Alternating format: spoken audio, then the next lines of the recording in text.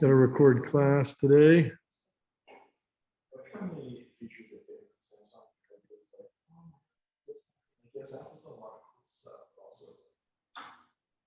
Excuse me. Okay, so last time we saw the iPhone video. I actually want to watch a couple of other things with that just to show. I just kind of want to show the last couple of things that Steve Jobs did quite well. I don't know who's calling me. Let's see who's calling me. Hello?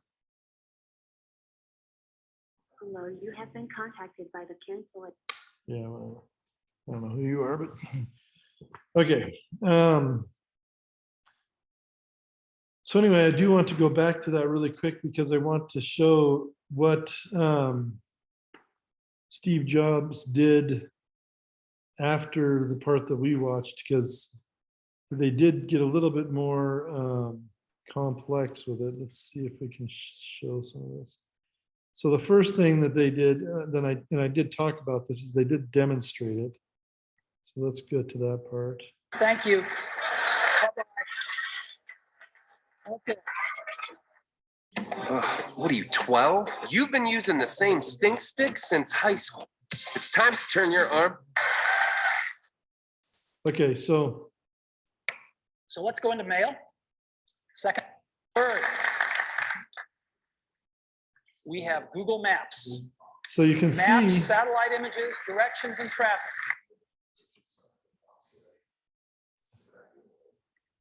so in this part of the video, you can see that he's using more information on his slide. He's got an organized list of things. It's coming up on the screen here eventually. You know, he says it's rich HTML email, and then it's any IMAP or POP3 email service. So he's giving obviously more technical information, more details. And when that happens, you usually are going to have more text on your slides. For a presentation like you're going to give, I would recommend that the only slides that you have almost no text on would be maybe your introduction slide, your very first slide, like your title slide kind of slide, and your very end slide, where you might just have maybe one image that depicts what you're doing. You might just have the title of your presentation and your name, maybe, right? That would be the minimal slides in your presentation, beginning and end. Yes, sir. Not in relation to this presentation that we'll be doing, but just in your own professional sense. How do you view, every once in a while looking back at your presentation versus having some note cards to check briefly? It's kind of personal preference, I think. I have never successfully used notes giving a presentation. I've always forgotten about them and just gone and done my own thing. I kind of tend to be that way. But some people really do well with note cards. I would only say that you don't want to spend too much time looking at anything besides your audience and the slides. You want to kind of go back and forth. You direct the audiences, as you're pointing out things on the slide, you're looking at the slide. But as you're talking about those things, usually you want to talk to the audience, right? So you spend that time between slides and the audience. If you have note cards or notes of some kind to briefly look at, that's okay. I generally recommend that you look at them while you're looking at the slides, because then you're not taking any time away from slide audience dynamic, right? But you also don't want to just look at slides. You don't want to just look at the screen. One of the things that happens quite a bit is that students will have a computer in front of them and then they'll have the slideshow behind them. That's common, right? So they end up looking at the computer, right? And that's okay, but you definitely don't want to be glued to it. You definitely don't want to be reading from it. You don't want to be pointing things out on the computer because they can't see where you're pointing, right? You can only see what's going on up on the slide screen if you're in the audience. And additionally, you have this new dynamic of presenting over Zoom, right? When we're presenting over Zoom, you have to figure out a way to point out things on your screen, or if you're using some other option besides Zoom. And there are tools for that in Zoom. It tends to be a little bit, it tends to be awkward to use many of the tools in Zoom for pointing things out, which is why I don't use them much. I use just my pointer, my mouse pointer, and then I use the drawing tools. And those are pretty much the tools that I use in Zoom, because going around and accessing them takes time and detracts away from what you're doing usually, in my opinion. So that's kind of personal preference, what you prefer to do, whether you use notes or note cards or not, or whatever. Maybe it would be beneficial now, an outline, so. Yeah, I think that. Yeah. We like keep these on. So you can actually build the outline into your slideshow. A lot of people do that where they have a little bar on the side that shows what they, where they just were, what they're on, and what they're going to next, and that's fine. And sometimes they put an outline on each slide, you know, of just things to talk about, which I think is the best way to approach each slide design, where you have, most of the time when I'm developing a slide, it's like this one that's in front of us here, where you have one image, maybe 2 or 3 images at the most, that depict what you're talking about. If you can get away with less, do it. But if you have to have multiple images, then use them and try to arrange them in such a way that makes sense for the progression of the slide, for progression of the information you're going to discuss on the slide. And then usually I have some kind of ordered, organized, clean way of presenting the text for that slide. And the text for that slide will usually include the major topics I'm trying to hit on the slide that go with those pictures. If there are specific things that need to be pointed out in the pictures that are those topics, then I take arrows from those topics to the points on the slide. Maybe it's a picture of an excavator or something, and you're talking about the way the excavator moves. So you point towards the tracks, and then you're talking about the way the excavator pushes dirt, and then you point towards the scoop, and the way where the person controls the excavator, you point towards the cab, right? So you have things that indicate things in the picture sometimes you don't. And then any other extra information that you really want people to remember, like these little subtitles underneath each section, would be also included. So this is a great slide for, I think, what a slide should be in a normal kind of presentation for engineers, engineering students, that kind of thing. Your image may be a graphic, maybe an actual image, but it also may be a graph or a chart of some kind. But you don't want, it might be a little more, there might be a little more stuff on it than this slide has, but not too much, because your eyes can only take in so much before your brain just starts forgetting things and just pushing them out, you know, when in one side and out the other. So you generally want to keep your list down to about 3 to 7 things, with maybe some little subtitles under each thing. And your images, I would try to, I mean, there are some cases where I'll put 50 images on a page, on a slide, but when I'm doing that, I'm usually doing it to demonstrate how many different options there are of something. You know, you say, well, you know, the colleges that have mechanical engineering, I'd start with like 1, 2, 3, and then like put 50 more on all at once. Say, well, pretty much every college has mechanical engineering, and it's something that everybody teaches. However, and then to make the point, only these colleges do you know, robotics or something, to just show a contrast. It's not to give information, it's to give it's to make a point, you know. But if you're using images to actually convey information and help people to remember things and understand things, then you want to minimize it. So, any other questions?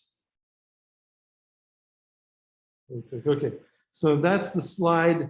That's kind of a slide format that's really good. He goes on to another one that's also good. This is about one of the things on that previous slide. So this one is an outline of what he's about to talk about, and then he does each one of them separately. And this one has an outline that goes top to bottom. Our brains do very good at thinking top to bottom.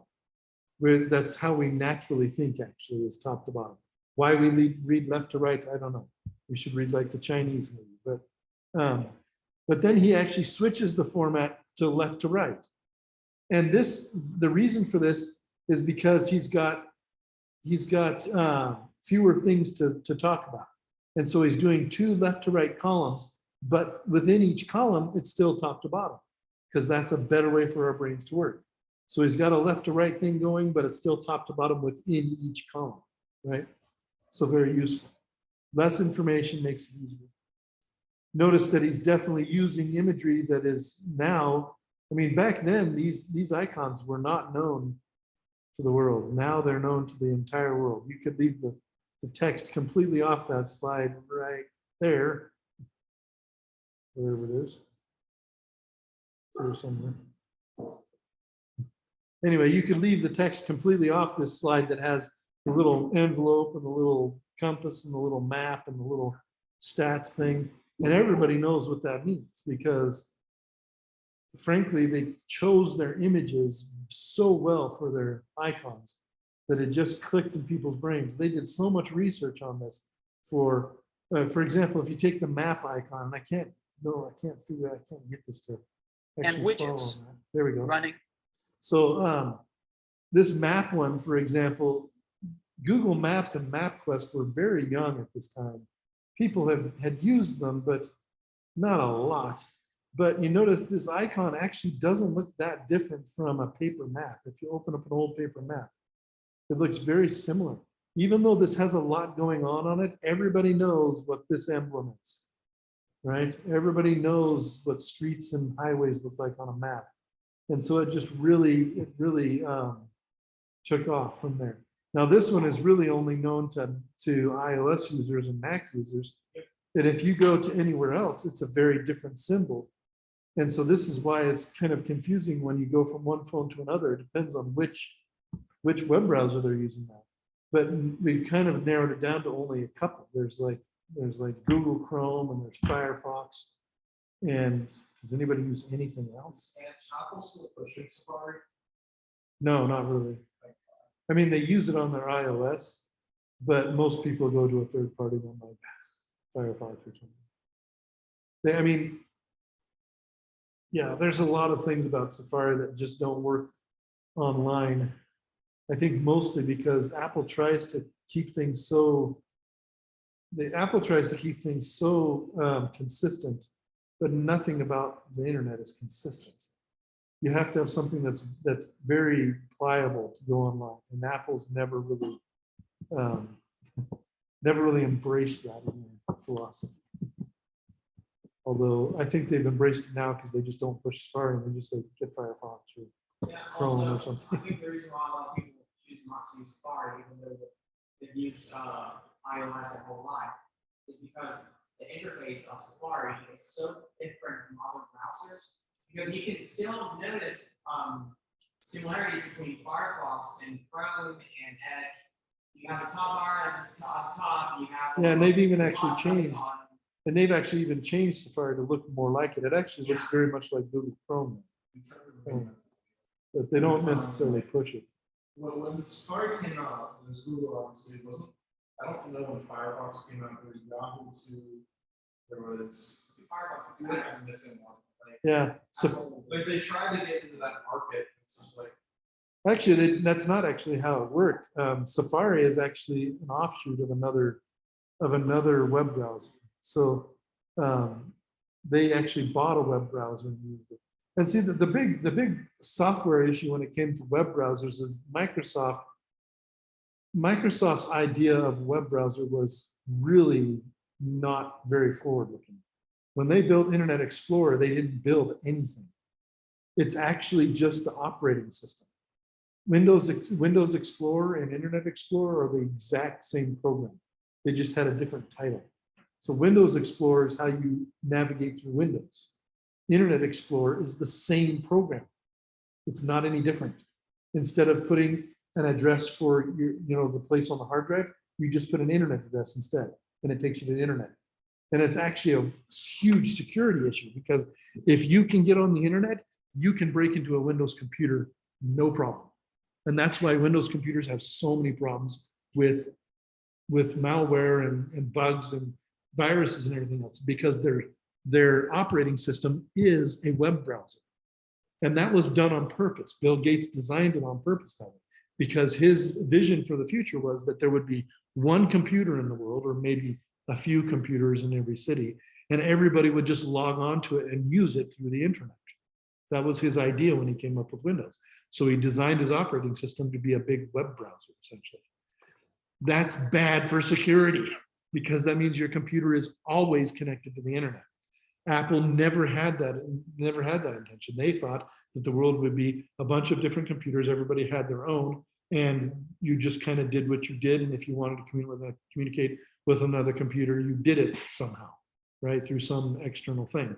Well, in the end, it turns out we have a little bit of both in reality. We have servers everywhere that are these big computers that everybody logs into. And we have our own personal computers at home. So they both got it right and they both got it wrong.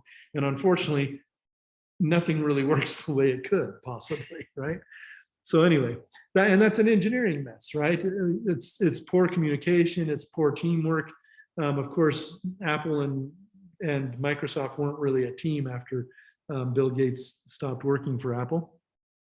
And they aren't even a team now that Bill Gates owns part of Apple. They're still not a team. They still work against each other, even though Bill Gates owns a pretty good hefty portion of Apple stock, or he used to. I don't know if he's sold it or not. But anyway, that's just the way it works. So anyway, the point being is that the slide design is quite good throughout this entire thing. The next part that he does is another very interesting part of this presentation, and that is demonstration. You're not always going to demonstrate something in a presentation. In fact, most often you will not, as an engineer. Most often you will just be giving a presentation. But there are times, and they are not rare. There are times when you will present, and give a demonstration at the same time. You will have actual physical objects to show people. You will show them how they work. You'll give scenarios, whatever else. And so let's watch this because this is one of the best ever. On iPhone. So let's go see.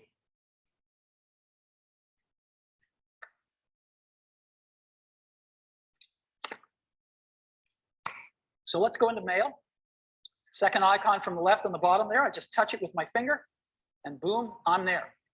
So the first thing that's great is that he's making it easy for everyone to see. And if you can do that in some way, you should, right? So he had the option of connecting his phone to the computer system and to put it up on the presentation. And this, I guarantee you, was not easy to do. This was not easy at all to do. And I don't know if they actually did it live. I don't know if he's pretending to push buttons and it's just showing up on the screen, or if he is actually pushing buttons and it's actually showing what he's actually doing.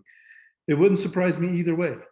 It's very common for things like this when you're doing something, presenting something or performing something, to pre-record it and fake it. In fact, I actually worked for a DJ. I was actually a DJ in high school, and I worked for a DJ that did weddings and all kinds of things, and he actually would record performers. He would somebody, yeah, and they would stand up and they would sing it on stage.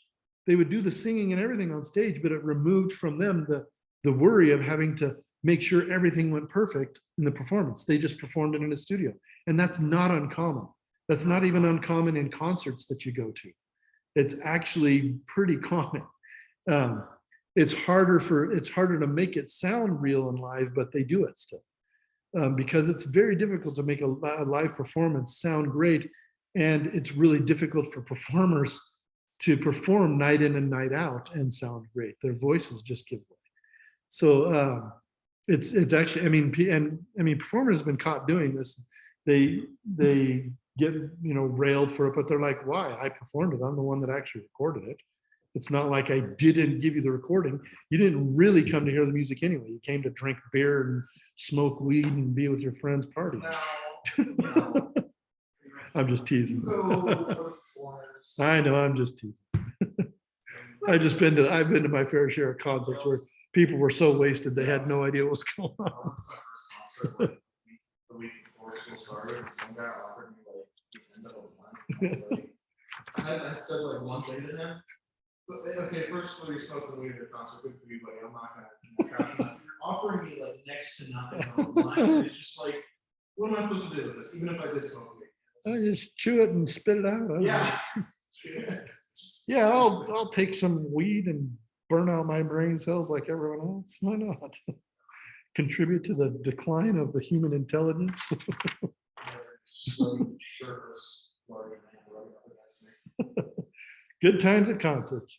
Anyway, so let's go on and see how he does this. Another thing that he does really well that I want you to look at is he does things. He's not immediately going for the big thing. He's just doing things that everybody does every day. He's doing something normal here. So let's watch this. And so I've got an inbox here. And this is, by the way, running live on Yahoo IMAP email. This stuff is coming off a Yahoo server somewhere up in the cloud. And so I can say, James Vincent here sent me an email. And he's a proud father. And there we go. And I can just scroll it here. I've got inline photos, rich text email. There we go. Let's look at another one. Phil Schiller. She loved the gift. Again, inline photos, rich text. Pretty nice. 1G. Shopping gotta list. love it. Again, rich text right here. Pretty cool. It was slow. Directions to Sushi Maybe it Ron was for tonight's 2G. dinner. Now, iPhone, of course, parses out phone numbers. And as you can see, there's a phone number in blue. I can just touch it and boom, I'm going to call this place. Right? I don't really want to call them, so I'm going to end the call here. But you get the idea. And this last one, Ken Bereskin is one of our marketing folks. He just returned from Antarctica. Ken's a great photographer, and he took all these great photos of penguins in Antarctica. It's really cool. Look at this. Isn't this great? Right in your email, right on your phone. And if I want to, by the way, I can look at my email with a split view, just like I do on my computer.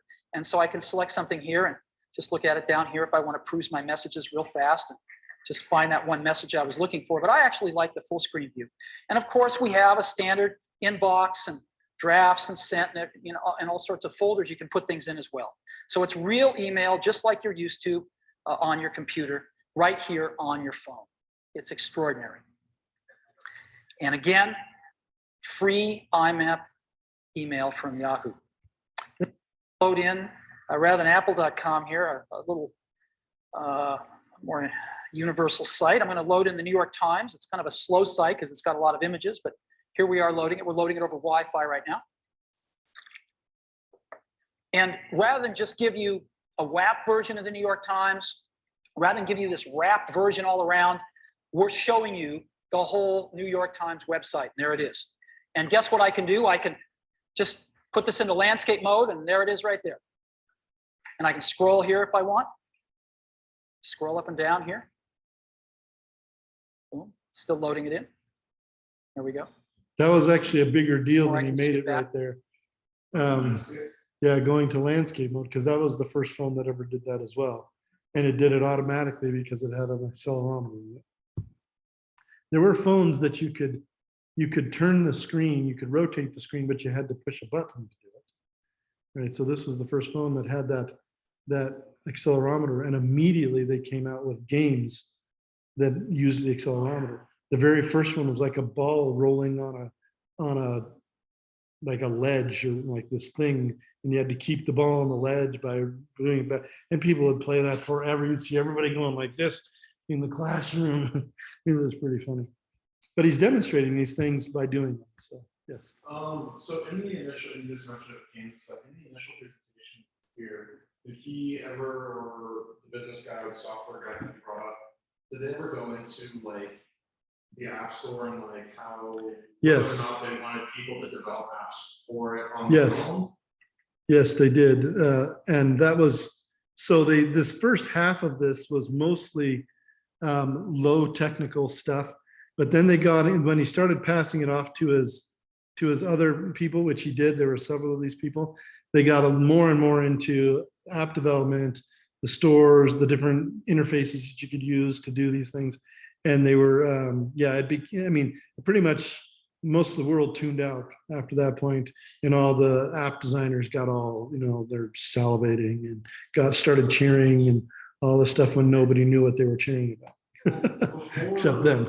Before this, was there really like a whole, app development thing? Or Yeah, apps had been developed on phones for a long time, but they were very, very rudimentary, very low interface-based kind of things. They were, for example, I had a friend, I had several friends actually that I was doing Boy Scouts with at the time, and they all had these smartphones with the keypads and everything that they showed, or Blackberries and so on. But none of them knew how to download books onto their things, you know.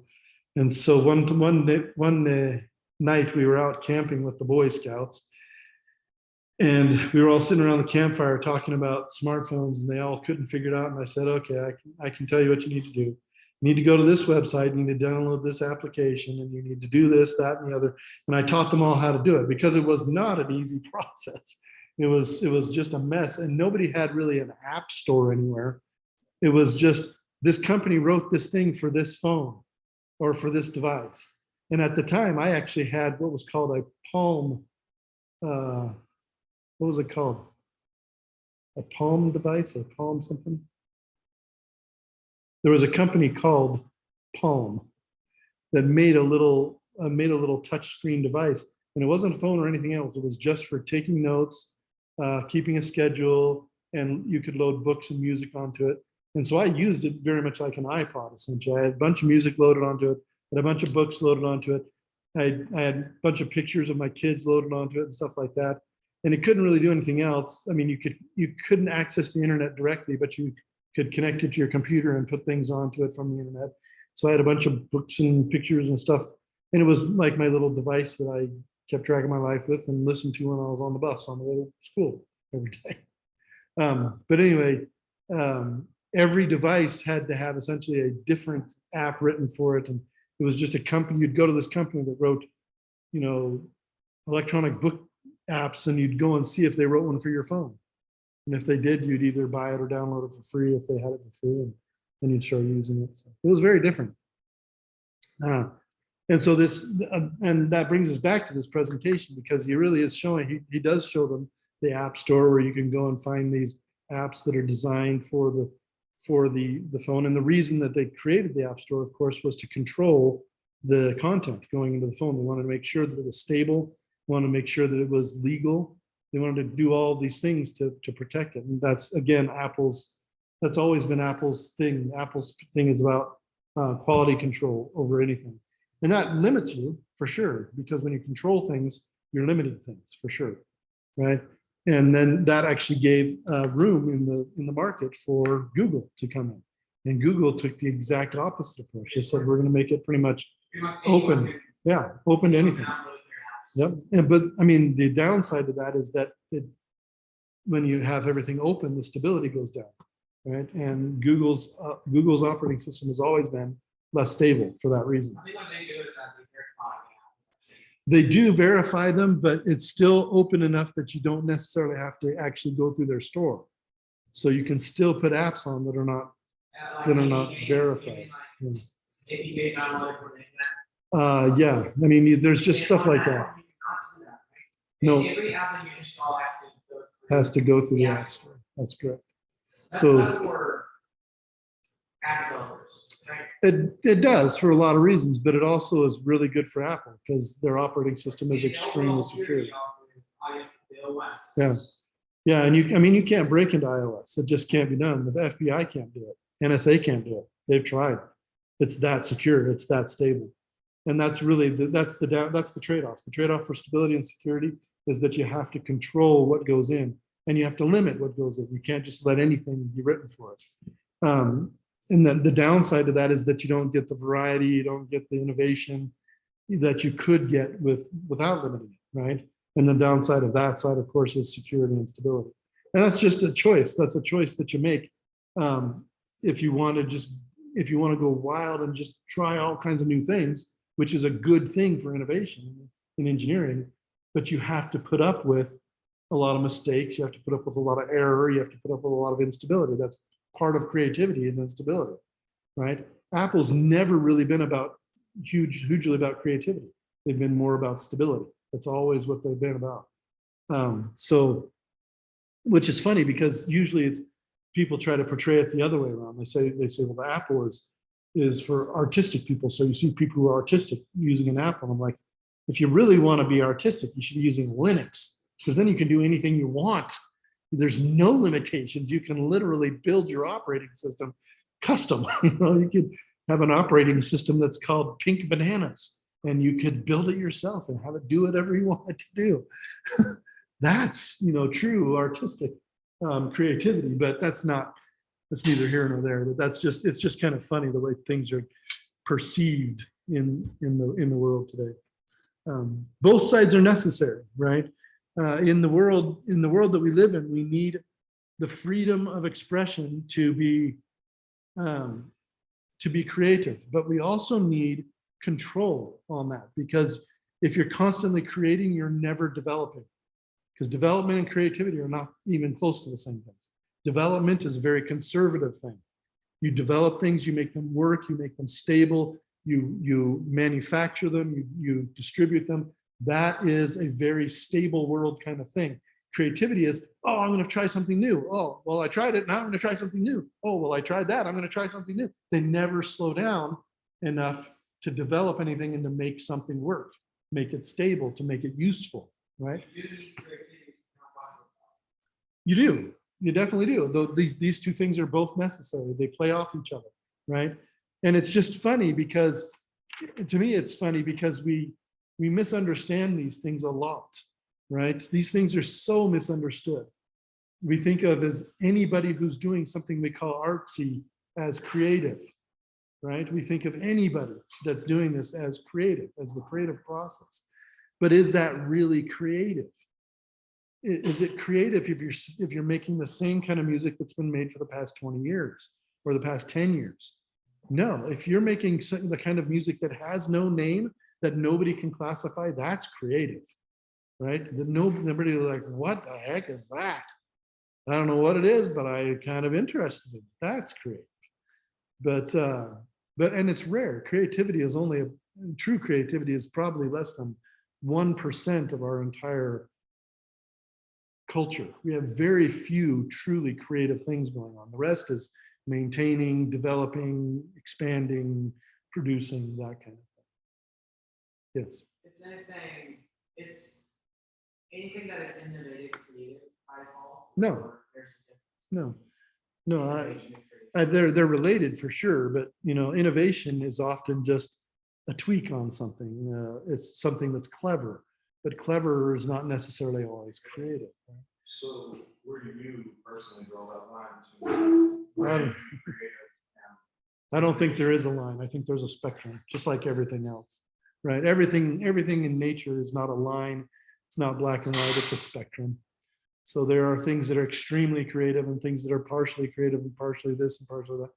But if you're looking at the extremes of things,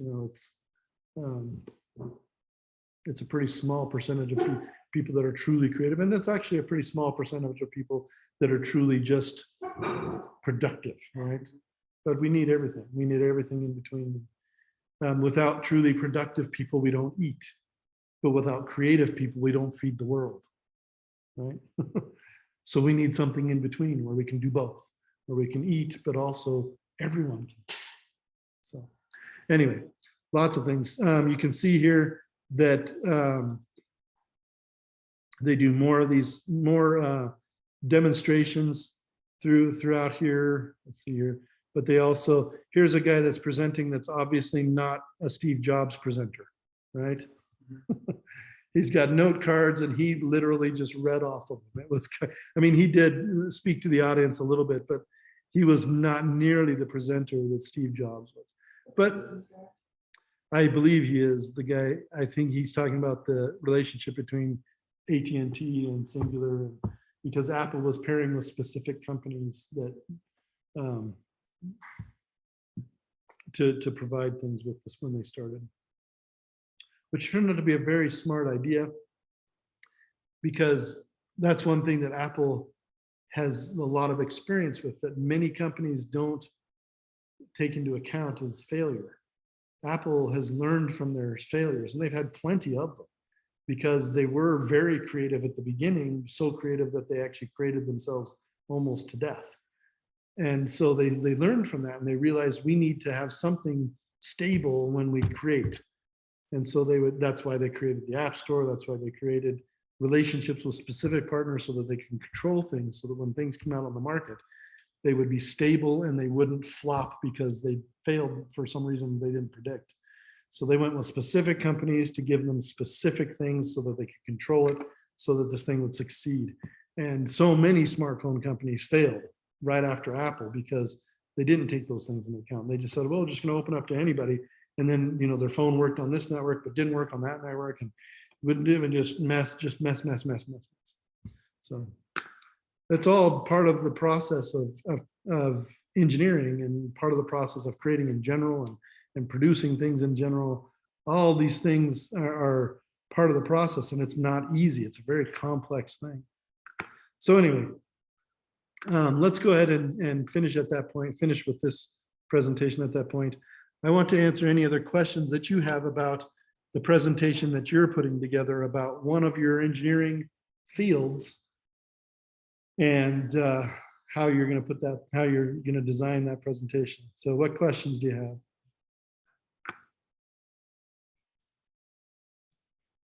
Any questions from you guys out there in the Zoomiverse?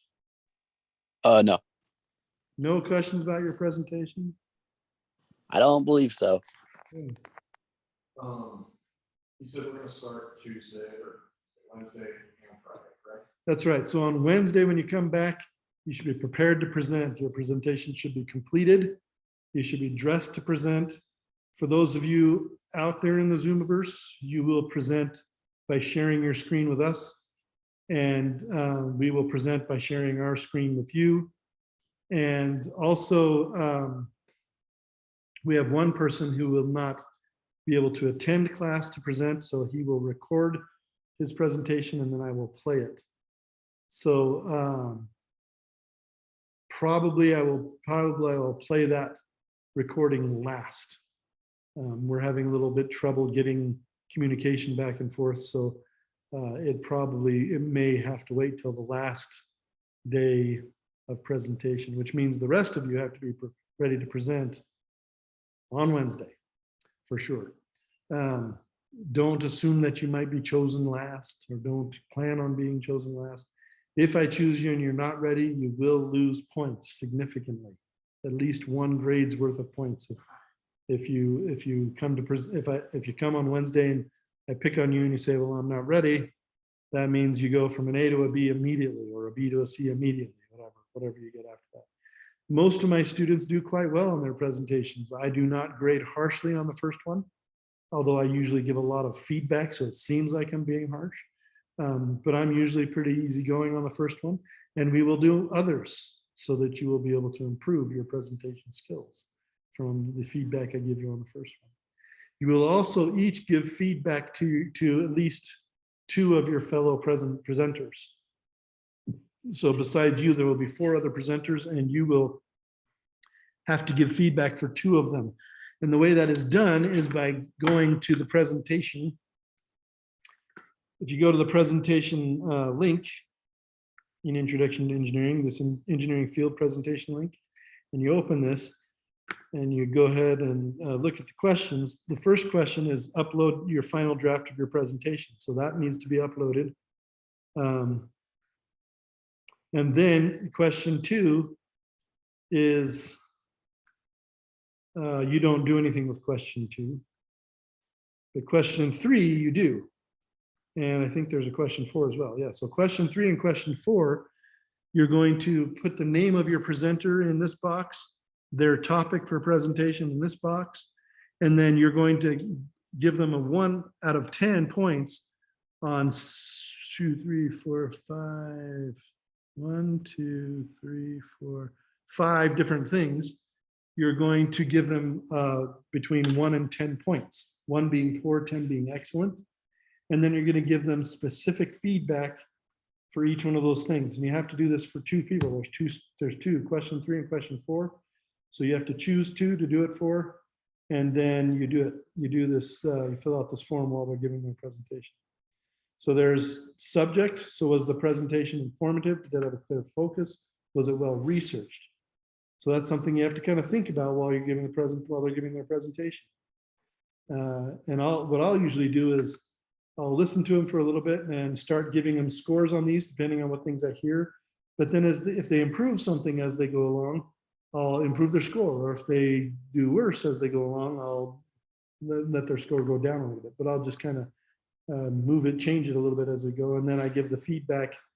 Usually I try to give at least one thing that they can improve and one thing that they did well.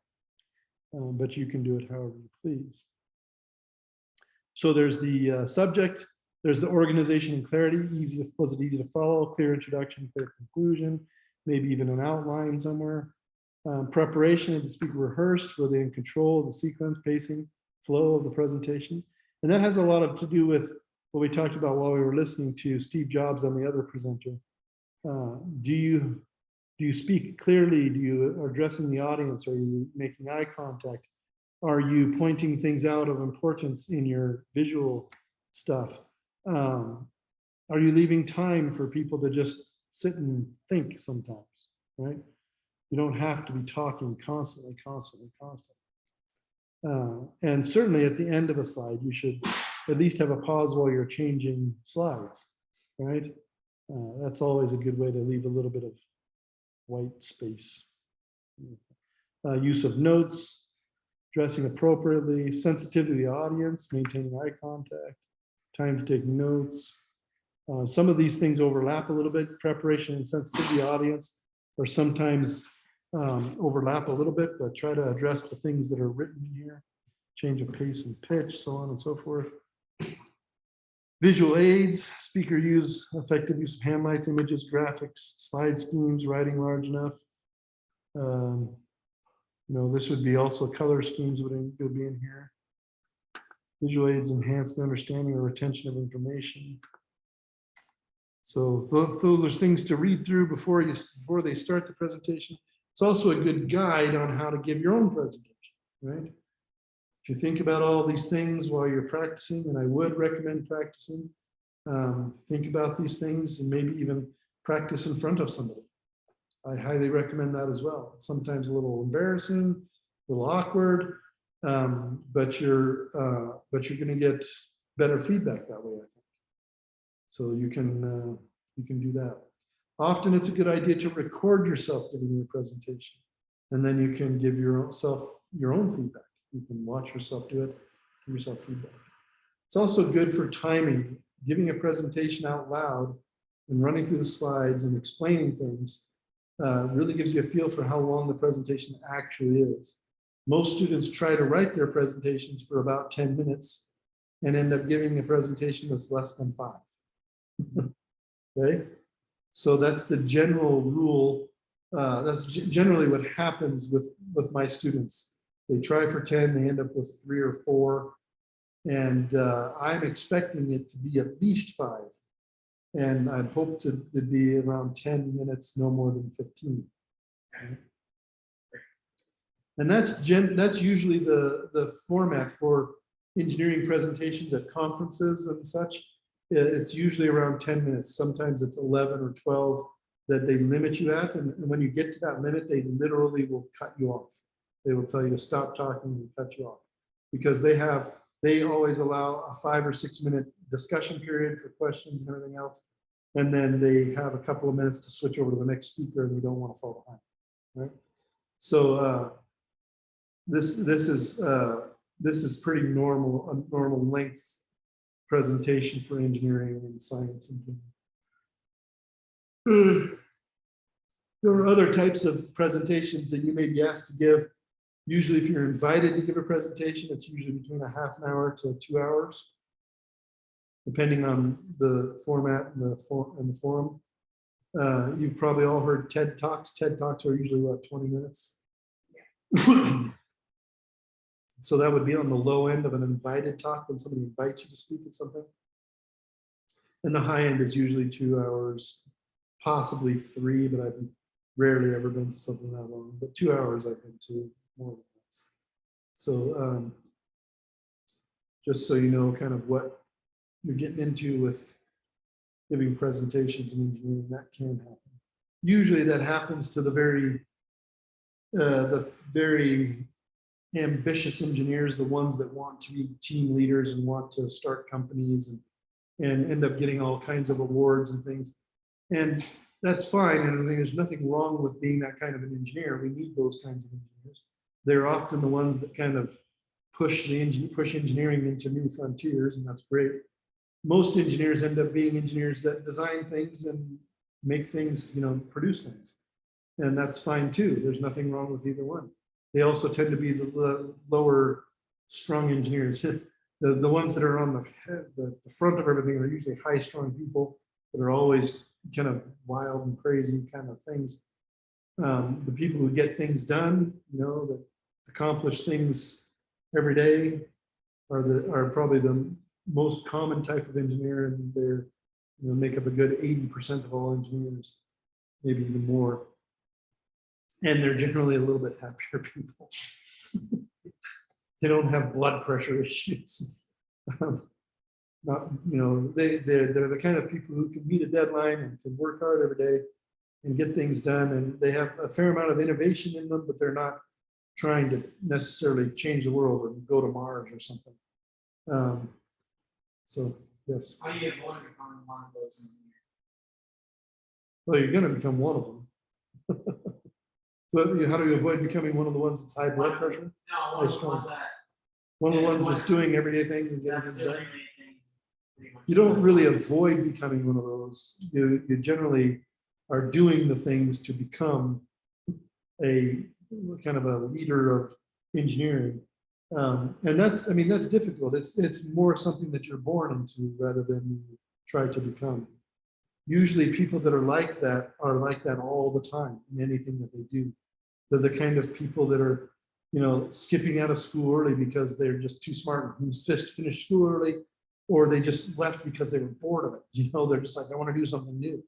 And sometimes they're not even bona fide, like educated engineers. Sometimes they're self-taught because engineering was moving too slow for them. They really are kind of hyperactive people. But sometimes they're bona fide engineers that are just hyper, they just achieve things. They achieve things at a whole different level. Everything they do, they tend to be, at the front of things, and you can usually see them. And it's not to say that you can't become these people, but it's definitely the harder path to take, because you have to be something that maybe you're not. Maybe you are not super outspoken, but you have to be that to be that way, right?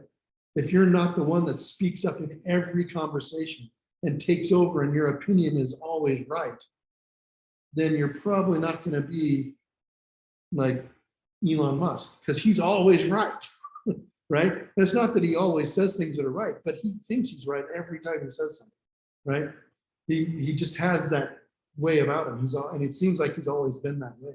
That's it's not like their personality. But Oh yeah, they're very interesting people. It goes into a philosophy point, like some people struggle with thinking that the smartest person in the room. You gotta remember that they're not smart. And it's not like an active thing that they do, like active narcissism. It's just like they are so confident in themselves and in their opinions and their knowledge that it's a struggle sometimes to learn new things. Yeah, and there is a difference between people who are narcissistic and can't back it up, and people who are so narcissistic that they will do anything to back it up.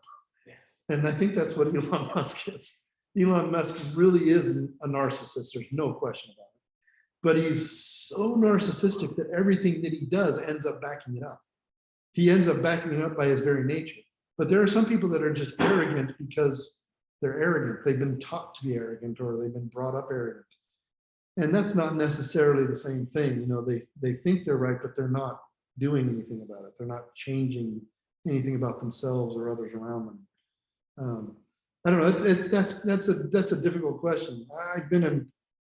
I took a leadership class, as if you can teach leadership, several years ago, and I took it because my entire purpose was to go to this class and to demonstrate that you can't teach leadership, and I did a good job. But the point was that this class, one of the questions they asked during this class once was, is leadership something that is born into you, or can you learn it? And everybody gave some kind of version of, well, it can be both. And I'm like, I don't think so. There are certain things you can learn that can make you a better leader, quote unquote. But if you're talking about true leaders in the world that really make a difference in the world, they're all born that way. There's no question. They're all narcissistic. They're all crazy.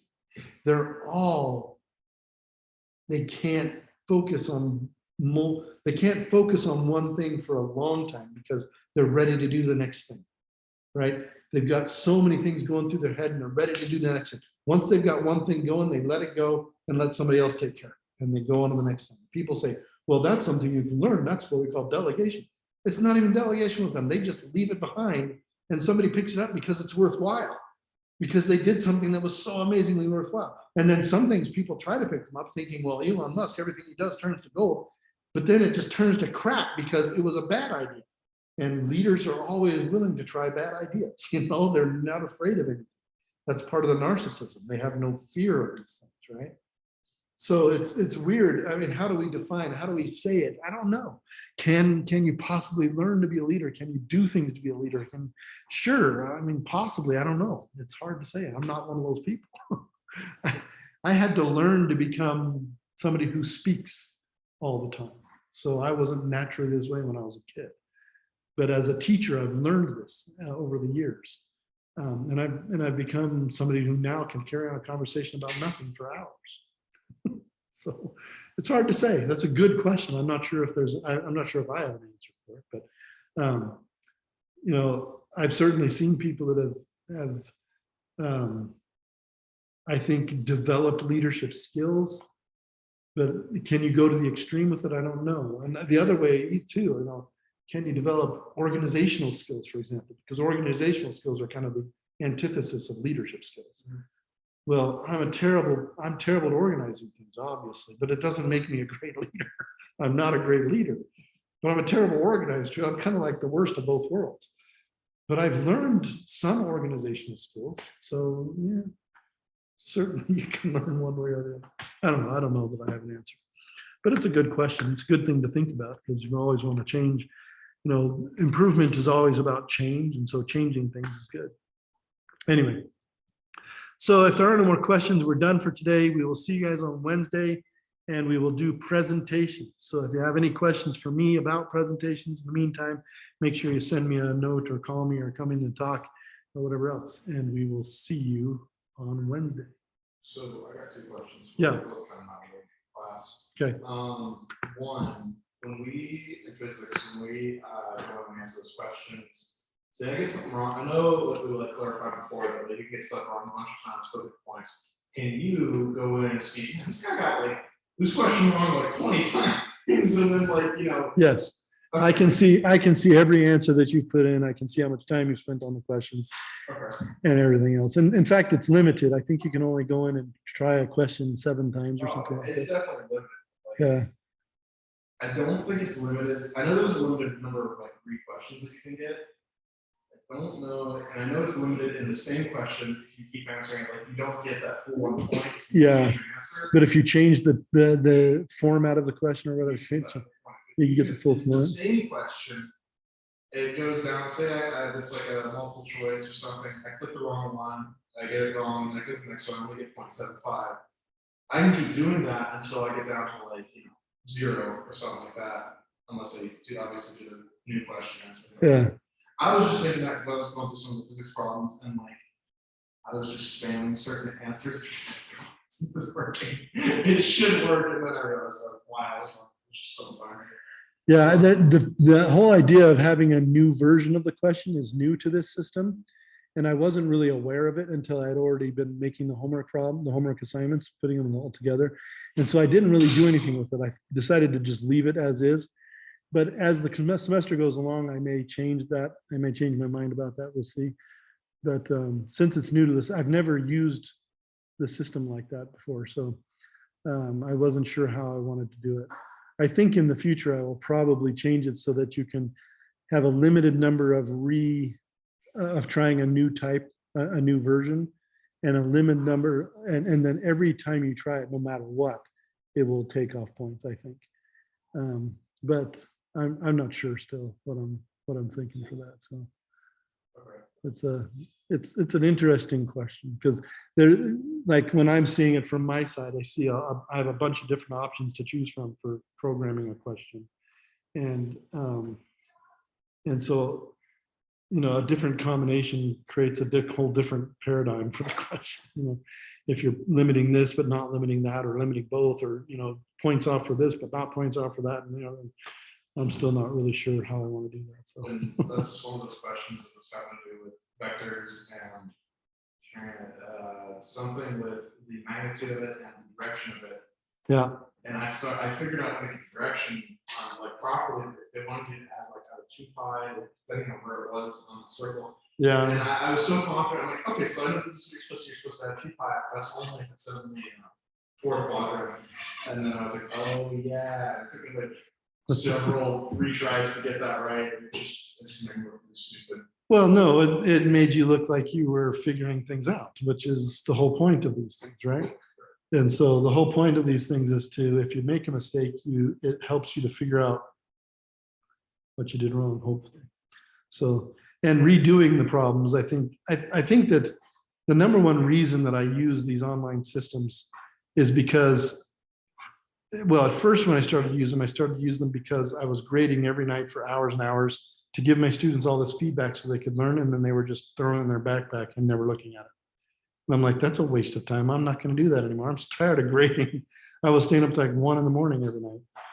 And so I started looking at WebAssign and started using WebAssign, which is a different version that's owned by a company now. WebAssign used to be like this one. It used to be free, and it used to be, it was started by teachers, physics teachers. But then they essentially started charging for it, and then they sold it to a company that charges even more for it. And it works even less well than it used to.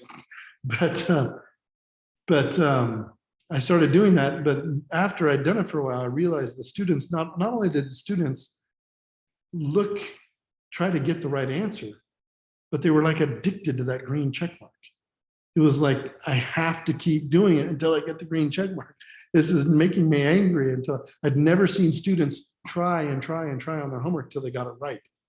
When it was written homework, they just did the homework and turned it in and never thought about it again. And so trying on the homework over and over again is obviously a learning thing. That's definitely going to teach you more than just doing it once, getting it wrong, and never even knowing that you got it wrong, right? So if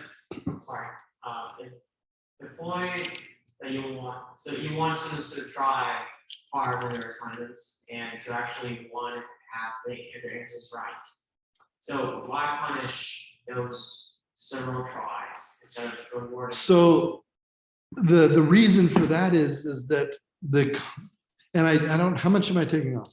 3% or 5% or something? I don't, well, because there's like 2 different systems. There's the same question giving you the same question, and you just lose points gradually. And then there's generate a new question, which gives you the opportunity to get the full point. You can only do it so many times. Right, but if you try the same question 4 times in a row, how many points do you lose? I think it's 0.2 points or something like that, because I think it's 5% per try or something like this. So it's not much. So even if you use all 7 of your tries, you're still getting 0.65 of the points. 60 total tries. It depends on like how it's formatted. You Yeah. get a lot of tries, and I really appreciate it because last year in my physics class, you basically got one question and you lost points. You lost a percentage of the point each time you got it wrong.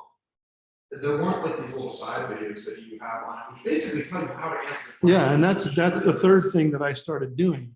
After a while, I started trying to include questions and parts of the question that were step by step, or things, clues that gave, hints that gave you help, or videos that actually stepped you through a similar question. Because I can tell you right now, the way I learned physics and engineering was really working with groups of people and saying, I can't get this right. What did you do? And I would literally just look at what they did and said, oh, you did this differently than I did, and that makes more sense. What I did was wrong because I literally did it by copying my fellow classmates' work. Not for all of my homework. I would say I probably, on each assignment, I probably did about half or more of my assignment on my own. And the rest of it I got from getting help from others. And it was the same with everybody else. Everybody else was doing that. There was like one smart guy in the class that always had his homework completely done. And we always wanted to be friends with him because we could get our homework done earlier by looking at his work, right? But he was always doing something else because he was done with his homework. So we had to stick with the people who were still working on their homework. But that's something I always encourage my students to do, but in the present climate of education, more and more people are online and, you know, on Zoom or whatever else, and fewer people are hanging out at the college doing their homework together. So this online system where you have the help right in the problem, click on the book, click to ask the teacher, you have this help all around you, I think is a huge deal. It really helps. And the multiple tries just gives you repetition doing the problem, repetition. I was also wondering, do you have any idea when the first STEM club meeting is gonna be? Yeah, we should probably talk about that. You two are the only ones that have positively said you definitely want to be members. So I'm assuming that's still true. Want to be members. Okay. Let's have our first STEM club meeting right now. All in favor? You guys in favor? Okay, we're having our first STEM meeting. We need a president. Either of you want to be a president? We have other people that you said we're the ones that are positive, but I think message you if you're interested in it. I don't think anybody else has messaged me yet, but sometimes that takes a while. Let me go and remember. I have to check my email, but I think you two were the only two actually that positively said, yes, I want to join STEM clubs. Yeah, you two were the only ones so far, but I think that will change. I think we'll get a few more because I do have some people in my astronomy class that might be interested, but we've only met once, and usually it takes me a couple of times announcing this to get people involved. So I'm guessing that we'll probably have 4 or 5 when we're done.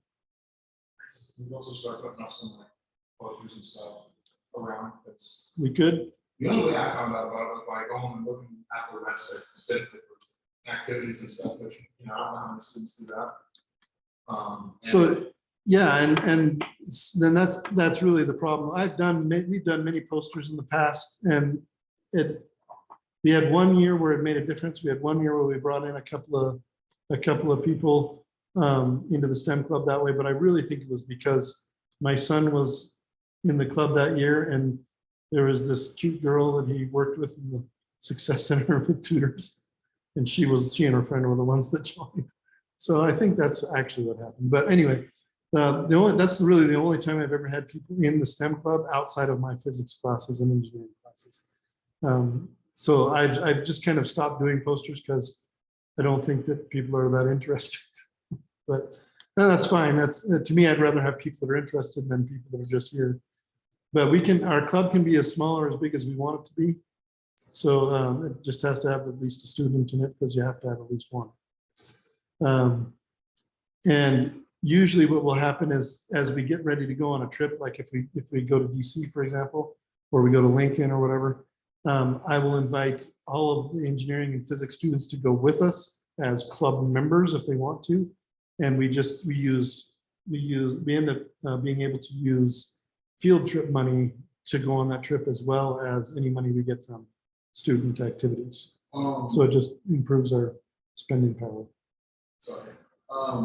So what if one of us myself, had an idea for where we can potentially go on like a field trip / tour? Yeah, that's totally. Should we just like bring it up to you? Yeah, absolutely. I mean, do you have an idea where you'd like to go? Where'd you like to go? The place that I interned at this summer, I was feeling like too much, but the place that I interned at this summer, I think I have a pretty good relationship with them. They would be more than happy to let the STEM club, however many people it may be, tour their facility, both the warehouse, and I can show you pictures on my phone. And where is this? What is this company? This is in Norfolk, it's Norfolk Island Mall. Okay.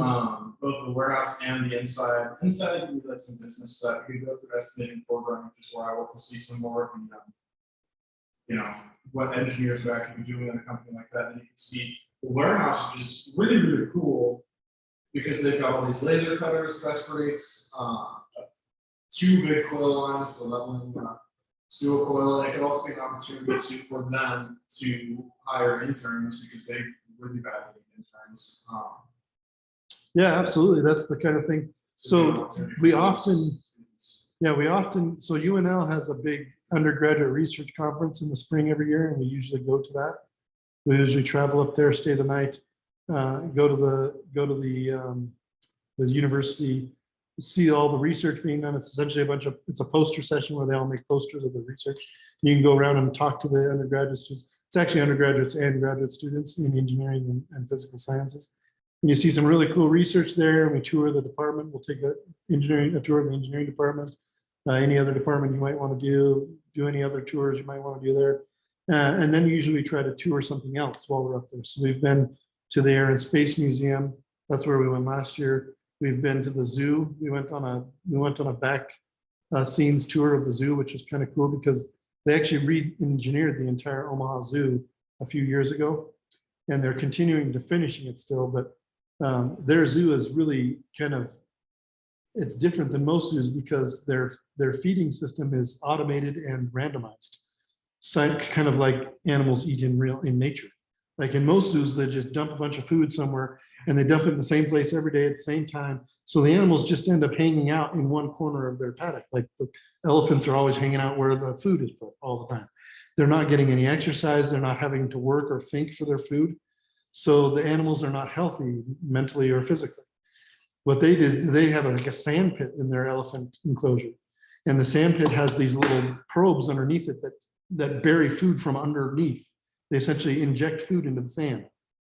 And the elephants have to go and dig for it. And then they have different pens that release food randomly at different places. So the elephants have to go and find where the food is that day, essentially. So and they've done things like that all over their zoo. But so that's really cool to learn about. But the coolest thing is we actually got to go behind the scenes in the aquarium. We actually got to see the tanks from the other side, which are very different from the other side. And we got to actually play with the octopus, which was super fun because the octopus are just really interesting animals.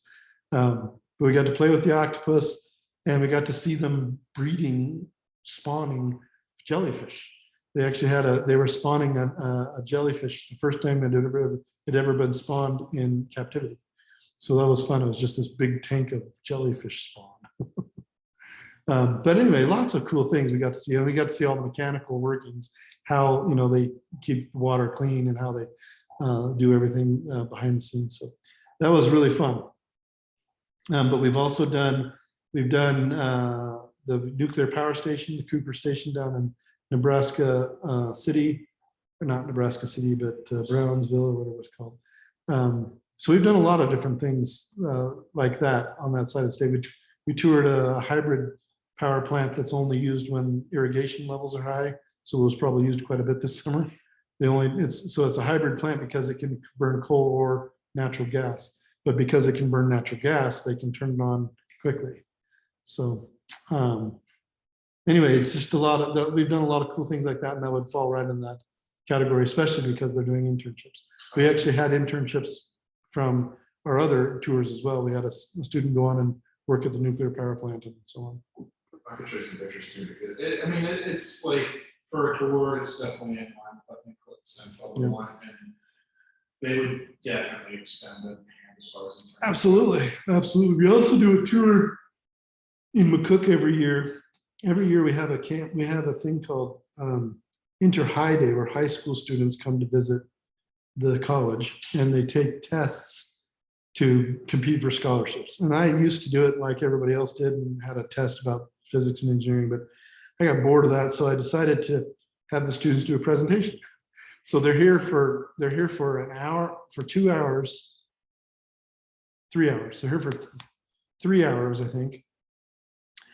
And as soon as I get them, I turn them loose on the computers and I say, you have 30 minutes to create a presentation about one field of engineering or science. So they're doing your assignment, but they're doing it in 30 minutes, okay? And I only have them, their presentation is 5 minutes or less, so it can be short. But I essentially have them do this presentation in 5 minutes or less. They can do it any way they want. They can just talk about it, or they can build a slideshow or whatever else.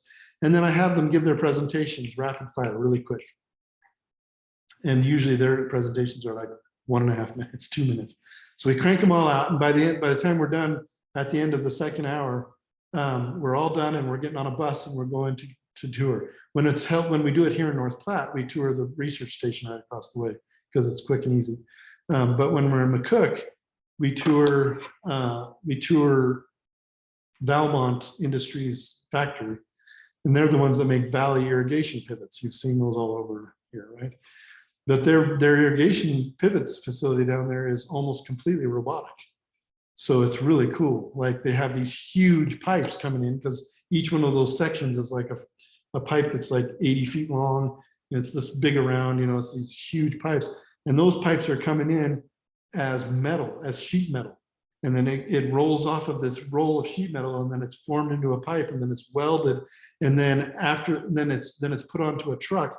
And that entire process is done by a robot. Even putting it onto the truck, and even the truck itself is a robot. The truck moves several, dozens of these pipes and takes it over to the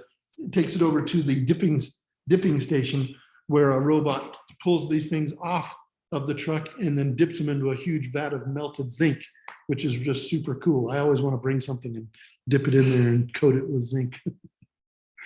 But I mean, they have the guy that's filling the vat with zinc is doing it with a forklift. That's like the only non-robotic part of the first process. Like loading the machines with things is done by hand, but like new materials, putting the big thing of steel on there, it has to be done with a forklift. But pretty much it's done by robot everywhere. After it comes out of the zinc vat and it's cooled off and everything, they clean them off using robots. They clean off the burrs. But every once in a while, they have to do a little bit of that by hand. So they have some people working by hand there. And then it goes through an assembly process where they're putting actually before it goes into the zinc thing, they weld a bunch of stuff onto it. So they weld a whole bunch of fittings onto it in the middle, on the sides, and everything else. And that's all done by robots. All these robots, it's all is welding by robot. And then, I mean, it's just super cool. It's a fun thing to go see. And they're always looking for interns too. Well, they're mostly looking for employees. So if you want to stay in Nebraska as a mechanical engineer, they're looking for a mechanical engineer right now. In fact, I think they're looking for 3. So, and it's a good paying job, high paying job. But anyway, yeah, that's definitely something that we would be interested in doing. Probably on our way to Lincoln. So. Okay, because Norfolk is like 2 hours from Lincoln, so it's. Yeah. Yeah, but that's something we can easily do. So ring with proper bells there. no worries. We could. I think this year was our thing was in March or April. Can't remember which, but it was sometime in there. And the thing at UNL only really takes half a day. It goes from like 10 until 3, and so we can take the rest of that day or the next day or the previous day to do something else, because we usually will stay the night. So. So we need a president, you said? I'm sorry? You said you need a president? Yeah, we need a president. Usually what we do in our constitution right now, we need a president and a vice president. That's all we need to start the club. I think that as soon as we have a president, we should vote to just have only one officer so that we can have a club with just one person. So that if we only have one person 1 year, we're not excluded from making a club. But anyway, you guys want to be vice president and president? We don't even have to tell you which is which. Maybe we could both say something like that, actually, on our resumes. That's right. Say, president. That's right. Actually, be pretty cool. What do you think? Yeah, that's what I feel. All right, Because, sounds who's good. gonna call us up and be like, Okay, presidents. Guys, Okay, the- presidents. The president's just gonna have the title of president. Pretty much. Yeah, it's just a title. It's a title that I send to our student clubs person. The student clubs person just needs to know that we have a president and a vice president, and then once he knows that and what their names are, then he recognizes us as a club, and we have access to all the school stuff. Yeah. And we need to go to the student council meeting like once a week. You don't have to go all the time. They like you to go regularly and participate, but you don't have to go all the time. So it's up to you. Is it only one per semester? Do you have to go? I think we do have to go once per semester, and we definitely need to go if we want to get funding from them, because you have to present your case for getting funding essentially. So we'd put together a budget for our trip or whatever, and then present that to them, and they would approve that budget, and then we'd be able to spend that money to go travel. So will that be a one-time budget or a multiple, every time we're gonna do something? So every time we want to spend their money, we have to do it. And we can go once and propose 2 trips. So if we do only have the 2 of you and me, then that makes if we went to on a big trip to Washington or California or whatever, that makes that trip much less expensive, right? Of course, yes. So then we could maybe say, well, we were going to request $4,000 for that trip or whatever. Let's split that into 2 trips and let's have a nice trip to Lincoln and Norfolk, right? So then we're spending maybe 2 days over there on that side of the state, and only spending half as much going to Washington DC. Put it all into one proposal and say, this is what we'd like for travel money this year, and hopefully they approve it. So we do have a fair amount of money in our coffers. We've made a fair amount in the past couple of years. We started an agreement with the local tourism board in North Platte. They came to us and asked if we would be willing to do stargazing things with tourist groups when they came through, and we get paid for that. So every time we go to do one of these stargazing trips, we do one a year no matter what, because they always do a trip where the people that own the tourism companies come and they see what we do. So we go out and show them how we do the stargazing, and we get paid for that as well. And that one pays about $500 each time we do it, which is a really good payout for club activity. So You said it's offers, so just like basically, we saved up some money, all of us say that. Yeah. So we've done, so when you start a club, they give you a certain amount of startup money. It's like $700 or something like this. And we've spent that years ago, but every year we've done different fundraising activities. And we've usually made at least a couple $100 a year. And we've spent some of it some years, and some, like a couple of years ago, we thought, we'll do a Frisbee golf tournament, because we had some people interested in Frisbee golf. And we'll do a Frisbee golf tournament, and we'll charge students to do it, and we'll give away prizes. So we bought a bunch of Frisbee golf discs, which are in the back of the room somewhere, or maybe in the back room, maybe in the storeroom. But then the pandemic hit, and we never did it. So we've got some of those. We also, one year we bought the first year we actually bought a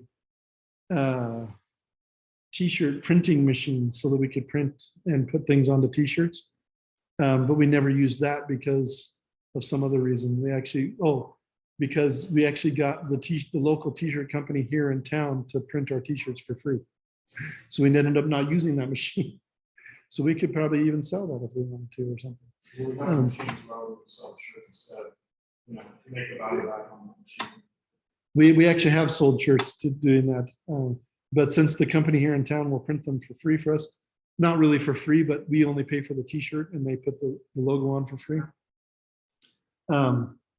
We've sold our t-shirts when we had the eclipse here. We sold a lot of t-shirts. We made an eclipse t-shirt with our logo on the back.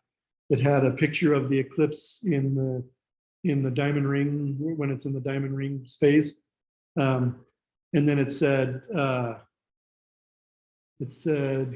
see the dark side of Nebraska or something like this. And then it said All American Eclipse 2019 or whatever it was, whatever year it was. And then on the back it said STEM Club. And we sold those for $25 a piece, and we probably sold 40 of them, or we sold a lot. We made a lot of money. So anyway. So, I will make some of those designs, email them to you, potentially some of, I don't know how much. Posters are free through the college. If we do a STEM Club poster, totally free. Okay. So they'll do that for us. If you know any companies that would be willing to donate to the STEM Club, that's often the best way to get money for the STEM Club. Just say, hey, would you support our STEM Club? And then if you do that, we'll send them a thank you card. We had thank you cards made using the periodic table to say thank you on the front. There's no A in the periodic table, so it says thank you, but whatever. It still works. And so we'll send them a thank you card, and we'll advertise for them in our events. We'll just say we're probably sponsored by whatever. We've been sponsored by many groups, many companies in the area over the years. We also bought a bunch of small telescopes for when we go to do these stargazing shows, and we always offer them for sale at the stargazing show. So we sell them for a marked up price. Some for $100. We bought them for 50. So we make money that way as well. So any ideas for making money? Yeah, any ideas for making money is great, because then we can just use that money to do science shows and to travel and whatever else. It'll So- be really cool to like go to Washington DC. Yeah, that's very cool. This is MIT. Yeah, well, going to Washington DC, of course, there's so many museums there that are great to see. There's 2 Air and Space museums there. All the political museums and history museums are fun to see. We could actually go to Boston if you wanted to, and go to see MIT if you're interested. MIT, Harvard, University of Boston, of course. There's many universities we could visit there, as well as a couple of really high-end science laboratories. And that one would actually be an interesting one to visit. My brother lives there. So he could actually take us to the Naval Research facility that he works at. He does research on submarines. So that would be fun, I think. And I've never been to visit him there. So he lives in Providence, Rhode Island, which is just very close to Boston, like an hour drive. But we could, yeah, that's another possibility. It's really up to you guys what we go to do. If we do a long distance one, we can choose what it is. We could go to California, where I grew up. There's a lot of science laboratories, a lot of universities. There's UC Berkeley, there's Stanford, there's just one after the other. There's so many in a tight space. But there's also Berkeley laboratories. There's Lawrence Berkeley. There's Berkeley Science. There's Lawrence Livermore Laboratories. There's Sandia National Laboratories, and all of these are like cutting edge science laboratories. And there's all kinds of great museums and stuff like that. And we could even stay for free out there. We could stay at my parents' house for free, because it's just my mom and my brother there, and it's a big house and it's a swimming pool. So that would be even cheaper for us to go. We could go out there and see a lot of things and do a lot of things that are fun. But yeah, it's up to you guys where we go. It's not up to me. I'll give you options and ideas, but you guys choose, and then we go where we want. So if it ends up just me and the two of you, you just need to put your heads together and say, where do we want to go? Who's got the best food? Boston. I'm in for all of it. I'm just excited to experience the whole. The whole club experience. Try to get some more people, just because more people, more ideas. The more people, more ideas, and it is more interesting, I think.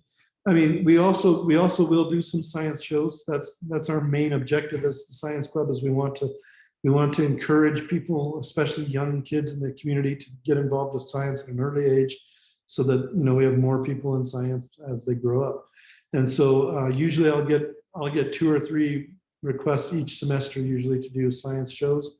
They're usually sometimes they're during the day if it's at a school, but otherwise they're usually in the evening for a scout group or a 4-H group or some other group that wants to do a science show. And then they'll either come here and we'll do it, or we'll go some other place to do it, depending on what they want to do. And we do all kinds of science shows. We've done everything from we've done chemistry shows, we've done biology shows, and we've done physics shows, and we've done electricity or magnetism, or we've just done a big dry ice shows. At Halloween, sometimes we'll just do experiments that are kind of spooky, just fun thing. We'll get a bunch of dry ice and make dry ice root beer, and we'll get a bunch of liquid nitrogen and we'll freeze potato chips and let them eat root beer and potato chips that are, freezing cold. And maybe we'll, like one year for right after Mother's Day, I did a science show at an elementary school, And we went down to Walmart and they gave us all their old flowers that after Mother's Day that had kind of gone bad. And we took the flowers, we gave each kid a big bundle of flowers and they dipped it in liquid nitrogen until it was frozen. And then they took the flowers and, got to hit each other with them because it would shatter, It'd shatter like glass everywhere. So anyway, lots of fun things that we've done. You ever done elephant toothpaste or seen that? I know about it, I've Yeah. done it personally. So it's a chemistry experiment. I see it. Yeah, we do it and usually you see it in these tiny little flasks and you go, "Boop, boop, boop." We do it in these huge ones. They're 6-liter flasks and they're Erlenmeyer flasks. So they have a spout here.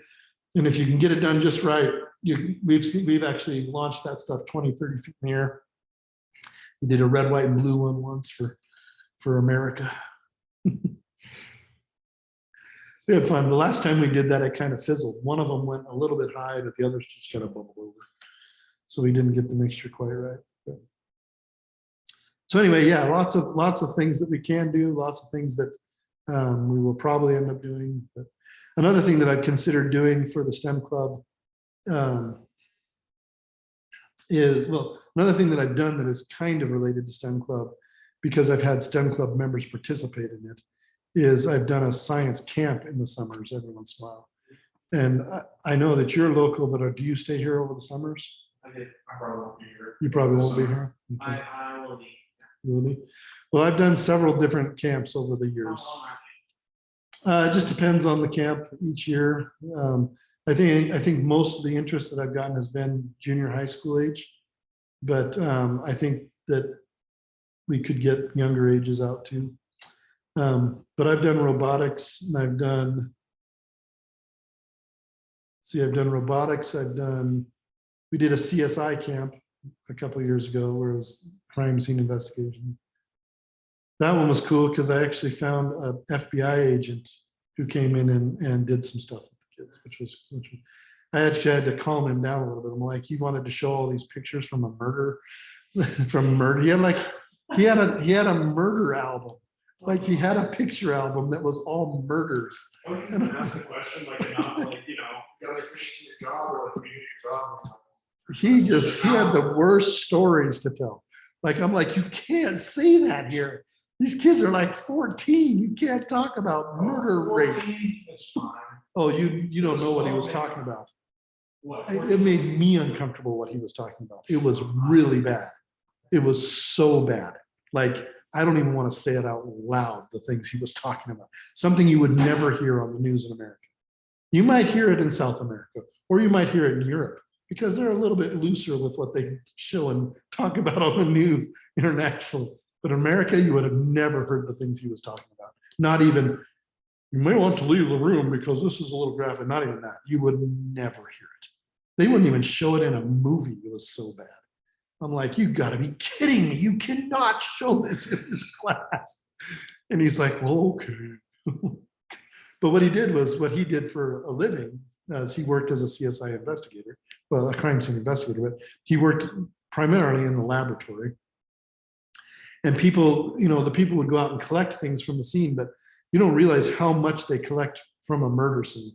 In a murder scene, if a murder happens in a room, everything in that room is collected. Everything. The dust is collected.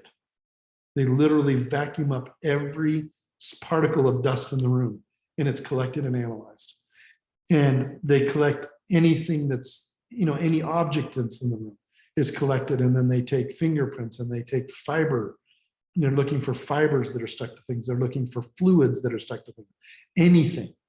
And then of course, the objects themselves are cataloged and everything else. But he actually solved this murder that I was telling you about that was so terrible on glass alone. Glass. No, it was actually broken glass. So in the room where the murder occurred, several window panes were broken.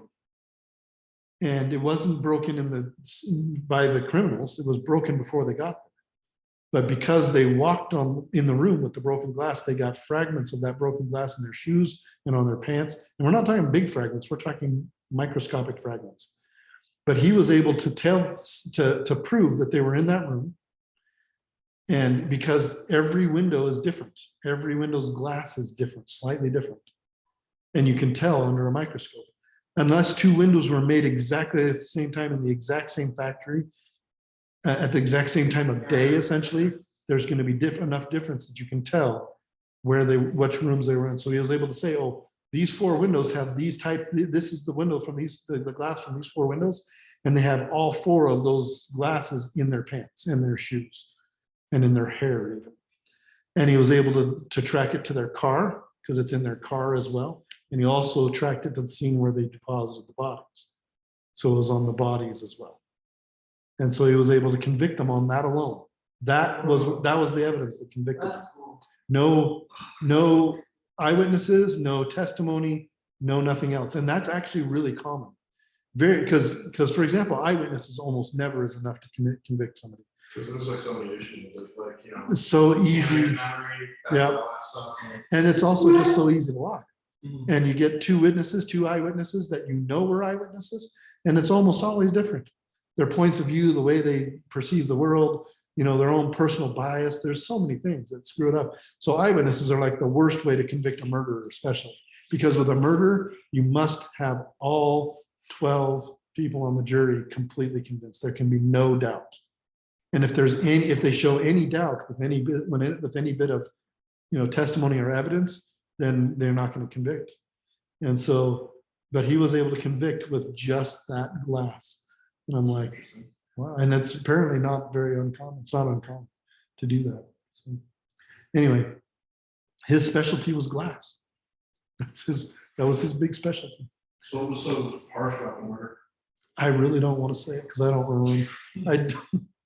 I'll just say that it was a murder rape of two young women. And the murder rapists were extremely perverse. Yeah. To an extreme that I really doubt you could imagine. I doubt that if you tried to write down your 10 worst possible scenarios, you probably wouldn't get this bad. The shows that like go, even like the true crime shows, but also like stuff like Criminal Minds, it doesn't go into just like how messed up people actually No. are.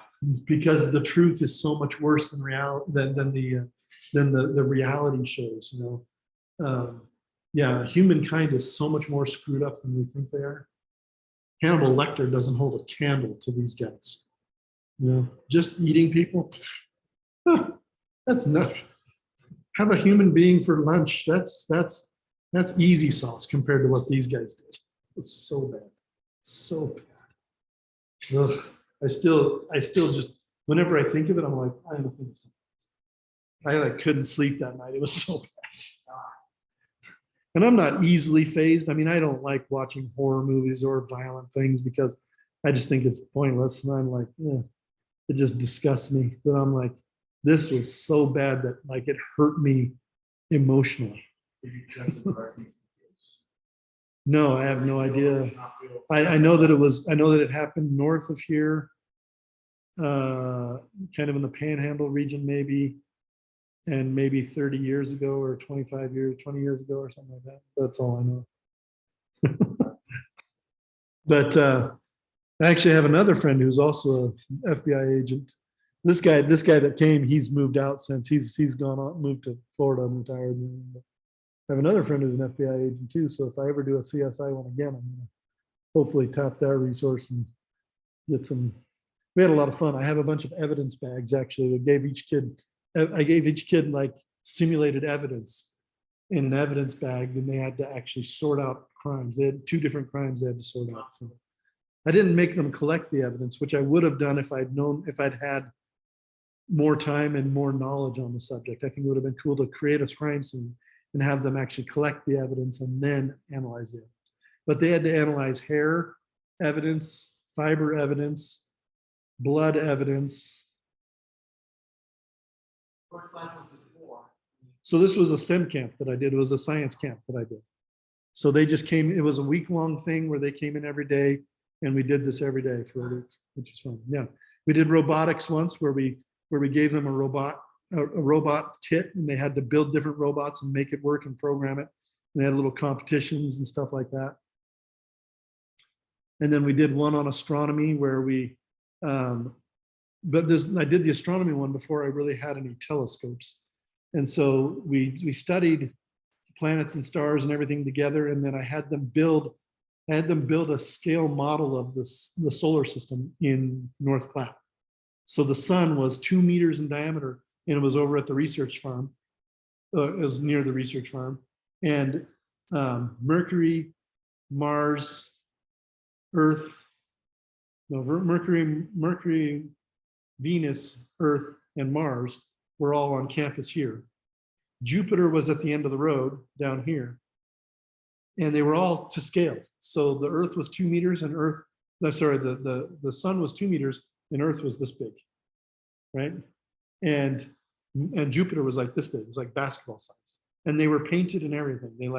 We bought metal spheres and they actually designed, painted them and made them look like the planets. Saturn was at the park. It was at the park by the freeway. Uranus and Neptune were downtown.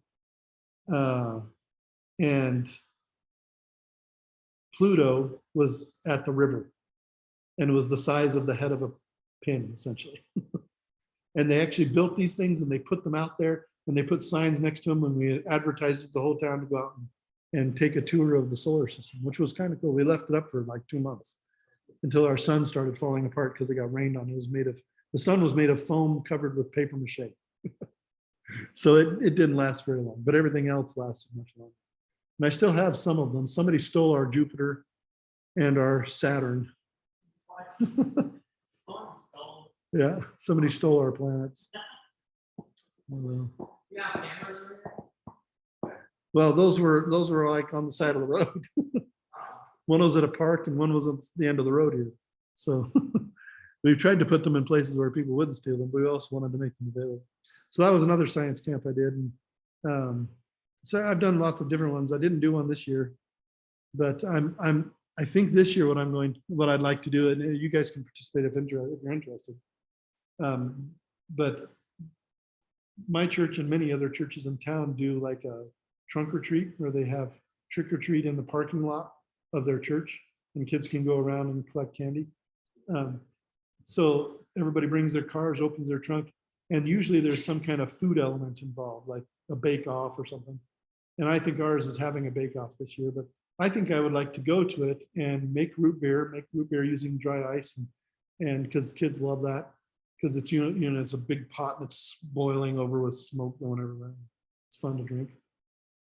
But then I think I would also like to set up some telescopes and point a telescope at Saturn, for example, let kids see the rings of Saturn and stuff like that. So I'm thinking of maybe doing that this year. I think the only real problem with that is this year I think they're doing theirs on Wednesday night, which makes no sense. Do it like on a Friday or Saturday. But because Wednesday night I teach astronomy, so I'll be in class. Unless my astronomy class wants to go, I suppose.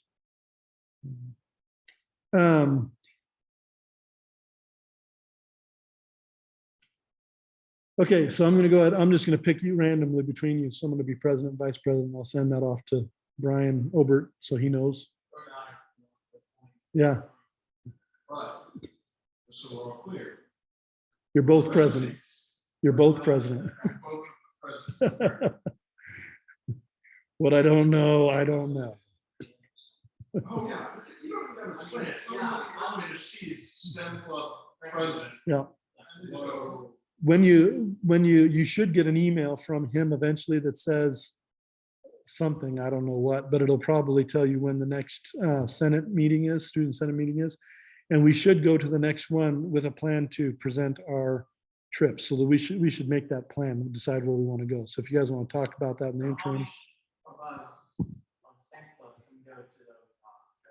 As many as we get money for, and so we're using the money from student activities first, and then anything we spend beyond that we have to use from our own bank, from our own account. So if we decide we want to bring 7 people with us and we only have enough money for 4 people from student activities, then we have to make up the difference. And if we don't have enough money in our account to make up the difference, then that has to come from the students or fundraising somehow. So what I've usually done in the past is I've planned for more students than I think I'm going to get. so that if I do get more, I can use it, but if I have less, it just goes back to student activities. But what I would do if I were you, since you guys are interested in doing 2 trips, a smaller trip here in state and a bigger trip elsewhere, I would just put that into a presentation and say, we're going to say we got, you can plan for 4 people or 5 people, whatever you want, and then and go there. I wouldn't plan for more than maybe 5 or 6 because it's not likely we're going to have more than that going on any trip with us. We'll get called out on it too because we've never had that many members. But we probably wouldn't get called out this year because they don't know any better. No, everybody is left. We're starting with a whole new leadership group in the student clubs division area. But I would say I would plan for 5 or 6 each trip, and then if we spend it, we spend it. If we don't, we don't, and that's fine. Okay. I'm gonna head out, if that's okay with you. Totally fine. About your, self. Totally fine. All right. I will send off information about our club. Welcome to the club. Thank you. See ya. So are there any rules for the clubs? Can we talk about club or not? Like, is Yeah. Fight Club? No, it's not a private club and it's not a secret club. Actually, I have to.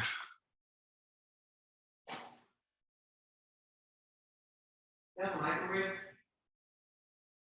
It is. You know, if I use it some days. Sure, that one I usually, yeah, that one's not plugged in. I mean, you can plug it in. I have one in the back that's plugged in. I have a few microwaves actually, because I use them to measure the speed of light. So Oh, cool. How do you do that? you'll find out next semester. No, wait, you're not in physics. I'm gonna be in physics next semester. First semester physics though, right? Next semester. Yeah. So next semester, Can I? you can take first semester physics next semester, but it doesn't usually have enough students for it to become a real class. So it ends up being independent study. So if you don't want to do it, I do in, like that. you do like independent study? I do. So if you want to do it independent study, you can. Yeah, I don't Now, think- wait. I don't think they teach me that by like. Just kidding. What math class are you in right now? College algebra. So next semester you'd be in trig. I don't offer first semester calculus physics next semester, and you need calc-based physics I do. for engineering. So you'll have to wait till next fall to take calc-based Okay. physics. So. But it's the second semester of physics where we learn speed of light, where we can measure the speed of light. In calc-based physics, we usually do it 2 ways. So we do it the microwave way and a different way. Sounds good. Yeah. I mean, I've already told you, I'm a little bit intimidated by physics. Oh, no worries. Um, We'll be fine. But it's gonna be, well, if I do physics next semester, it'll be independent study mostly. We're not. Yeah, gonna- and it would be independent study and it wouldn't count towards engineering because It it's not, wouldn't? no, because it's not calculus based. Oh. So that's why I So recommend you what wait do you till next recommend fall. to do? To take it next fall? Yeah, taking, Okay, in my second year then. I would recommend you take, What classes should I take Uh, next semester? have you taken chemistry yet? I'm taking chemistry right now. Okay, so I would take something to some general education credit. Go take history class, take an English class, take whatever you need to get that stuff out of the way so you don't have to do it next year. I think I'll do it. I'm doing it right now. I'm taking an English class. Yeah, just take more of that. I wanna take as many mathematics and science. Well, you classes as definitely need to possible. take trig next semester. Okay. So trigonometry next semester, so you Can can I take, take 2 math classes at the same time? what else are you taking next semester? I'm interested in calculus. I don't think you can take Calc 1 in the second semester. I don't think anybody offers it. Okay. So you have to take trig, and most people require you to take trig before you take calculus. Okay. So go ahead and take trig, and then you'll take calculus and physics together next year. And those will pretty much be your only classes, because they're each 5 credit classes. You'll take calculus, you'll take trig, and you'll take, They're pretty intense. yeah, they're pretty intense. So you take those 2 and maybe 1 or 2 easy classes, just to fill in the blanks. But yeah, those 2 Thinking about together. taking music. Sounds Yeah, might as well sounds fun. take something like that. Take something that's not gonna tax your brain, give you a little break. So, Right now, I'm having a very really easy time in college algebra. I don't know why I chose it, but I mean it's a prerequisite. So did you take, I took a course, I college algebra course, Yeah. crash course Did by you- myself, so I know most of the stuff that Did you take the test for placement? the AccuPlacer. Yeah, No, I took the ACT. okay, and the ACT placed you in college algebra, or you just chose college algebra? I got a 23 on the ACT. I don't know where that places. in math. It's about average, I don't know if that, yeah, but but you, that didn't. I could have taken a harder class, honestly, but since this is my second language, I wanted to start off, keep it easy. keep it easy for the Yeah. first semester at least, which is ended up being not that easy, which Yeah. I like challenges. So what I'm gonna do is I'm gonna do what you said. I'm gonna take trig next semester. Then I don't know who teaches it. Do you teach it? I teach it over the summer, but I don't teach it in the spring. And I teach it over the summer online. So it's essentially a kind of an independent study course where you can ask me questions at any time. I use my open math for it. So, and every question, pretty much every question has video that goes with it. But it's online over the summer. So you don't necessarily have to take it next semester. If you wanted to take it over the summer, you could. And that would work out just fine, because then you'd be Will that ready. count? Yeah, it will count. Okay. The advantage of taking it over the summer, I think, is that it gives you more chance to take classes that aren't offered over the summer, so that you can kind of get more education packed in. But you're also finishing up trig and going straight into calculus. So there's no summer to forget things, right? So it's just kind of a continuous So thing if I for take trig mathematics. over the summer, that would mean that I could take calculus You would take calculus in the fall. in the fall. And you can do that if you take trig in the spring too. But you just have the long summer to forget a lot of things. But it just depends on how well you retain things. So you're learning a lot of things in trig, and you're using a lot of those things in calculus. So it's just. I have taken trigonometry courses as well. Okay, then you're probably fine either way. If you've taken it before and this is your second time going through it, you'll retain it much better, and you'll be Yes, fine for the of fall. course. So you can do spring or summer for trig, whatever you want. Okay, so I just need them to count. I'm probably gonna take some classes in the summer. At the same time, I have a lot more time to work. So what are we doing about software project? Do you still want to do it? With Matt? Yeah, Yeah, absolutely. I did some research, and there's a couple ways we can work it out. There are extensions that help you build add-ins, add-ons to Excel, which is what we ultimately want to do. We're going to create our own tab on top of Excel with our software. Mhm. You do use C to write it, or we could use Microsoft, whatever that is, Visual Basic. Visual Basic, which isn't that the same programming language that he was complaining about because it was inefficient? Yeah. So we may want to use C for it Yeah. to make it more efficient. Yeah, definitely. Other than that, I think it won't be that hard, because the hardest part, he's in charge of it. He's in charge of giving us the math. Yeah. We just need to know how to apply it and how to display it in a spreadsheet. Yeah, I agree. I still think the thing we gotta do first is see how we can get you paid for it. You said you have 5 hours, but you did talk to them, and they said they would have a hard time making it a clerical thing, but did you talk to them about using your 5 work study hours working for me? Yes. Okay, As it will have to put it as an internship. and that's They fine. do have internship funds that we can use. And that's fine. And since I'm only going to work, at least in this semester, I'm going to work for 5 hours per week. So let's, you have time right now? Yes, I do. Let's go down and talk. to them. Okay. Let's do this done right now. We do have 30 minutes. Should be Do enough. some chemistry. So You is can that- leave, you can leave your stuff here if you want. We'll come in it back. Okay. That way you don't have to carry it all the way down the back. Okay.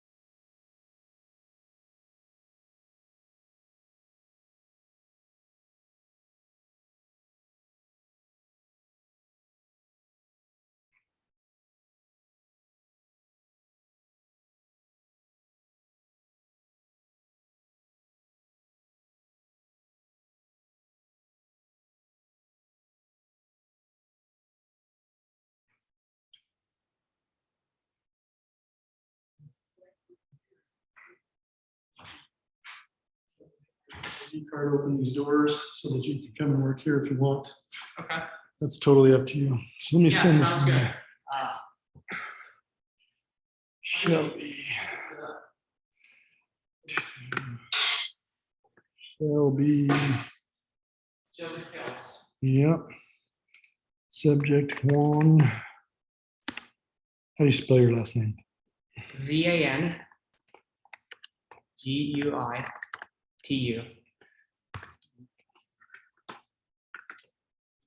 Okay, I will send her this email.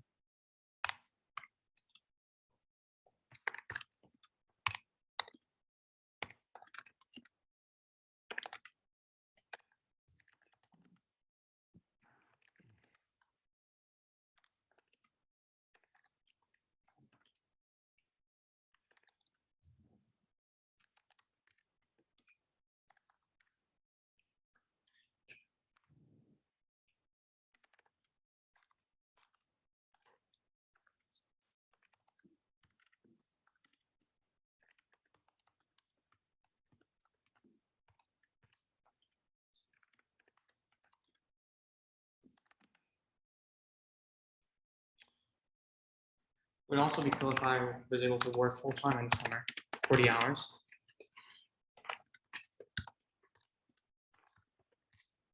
Well, that shouldn't be a problem. I could really use the money as well. Yeah, that shouldn't be a problem. Again, we just have to make sure that we're following their rules as to where you're doing the work. If it's okay for you to work from home, that's great. If not, you'll, work from here. Or whatever. Or if they'll let you work at the farm. or What whatever. is the protocol to clock in the hours? So they have an online system that you log into. Have you not logged into it yet for your other work study? I have not started my work study yet. Okay. Who's the work Probably- study with again? Tara Naughton. Tara Naughton? Naughton. Really? What are you doing with her? IT software assistant Oh, yeah, she does. and in the North Campus, but I'm Is on it- top of her in case I can work from the South Campus because I struggle. I don't have a way of transportation. Yeah. I don't have a So, car. I'm doing 15 hours with her